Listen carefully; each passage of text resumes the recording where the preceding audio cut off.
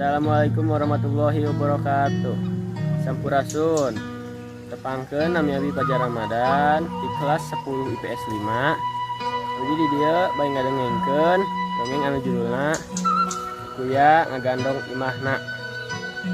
Di zaman baheula kapungkur mah imah kuya teh aya di sisi muara. Saban poe kuya gawena ngan ukur ngahuma rampung berladang.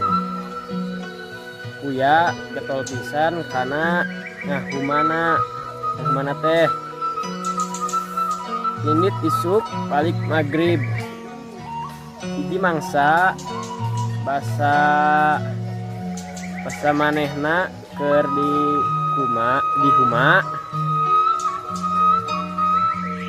aya hujan angin anu gede ketidaan ketangkan loba anu raruntuh itu deui jeung imah sakadang kuya ngilu hiber katiup angin terus lep kalem regag kaleuwi sakadang kuya atuh sedih kapisan barang balik imahna geus teu aya isukna sakadang kuya nyeun deui hiji imah anu tohaga supaya ulah kebawa angin deui.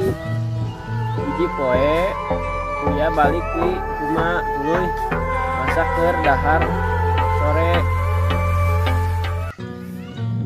Sabot masak manehna kacai heula keur dicai manehna nempo haseup ngebul dina suhunan imahna. Buya gancang mareuman tapi geus kaburu tungtungna mah kaya teh hing bae ceurik bare kuya teh hing bae ceurik bari nempo imahna anu beak kabeulem. Teu lila keur kitu ujug-ujug jual bae sakadang monyet kolot ngomong ka kuya tong diceurikan sakadang kuya nyeun deui wae imah mah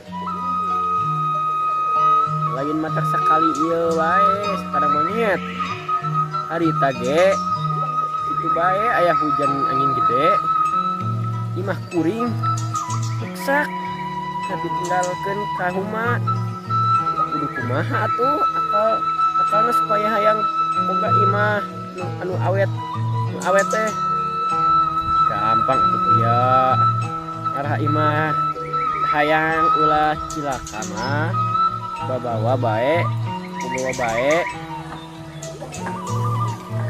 ulah ditinggalkeun pek aya nama maneh nyieun deui imah anu alus jeung kuat ke lamun geus anggeus kukuring pasangkeun ka panggong maneh nyieun pantona sakira asup kana sirah bae supaya gampang asupkeun sirahna ka jero.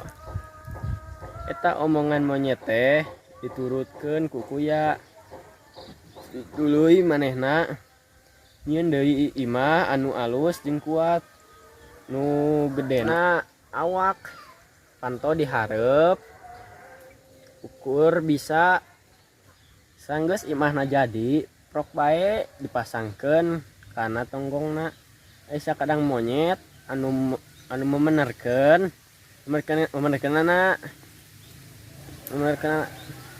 tah ti harita mah imah sakadang kuya teh sok dibawa bae digandong geus kitu wae tu isim kuring. Wassalamualaikum warahmatullahi wabarakatuh.